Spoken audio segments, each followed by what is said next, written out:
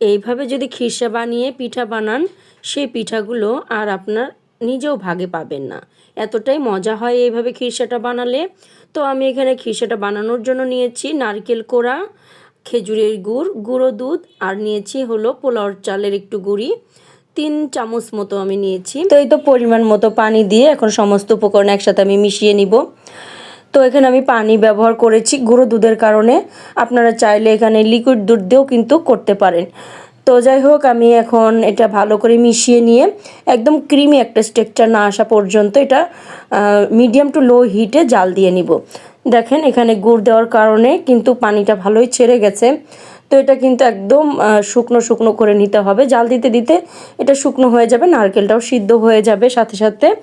তো যাই হোক, এটা লাস্ট পর্যায়ে আমি আরেকটু গুঁড়ো দুধ দিয়ে দিলাম, তাহলে খেতে আরও ভালো লাগবে। তো এই পর্যায়ে আপনারা কিছু ড্রাই ফ্রুটস অ্যাড করতে পারেন, আমি করি না, এটা আমার বাচ্চারা পছন্দ করে না। তো আমার বক বক করতে করতে কিন্তু আমার পুরটা মোটামুটি একটা শেষ পর্যায়ে হয়ে গেছে। তো আমি এখন পুরটাকে নামিয়ে নিব। তো এই পুরটা দিয়ে, বা পুর বলেন বা ক্ষীর, তো এটা দিয়ে কিন্তু আপনারা পাটিসাপটাও করতে পারবেন, আবার সিদ্ধ পুলি, ভাজা পুলি এবং দুধ পুলি সবই করতে পারবেন।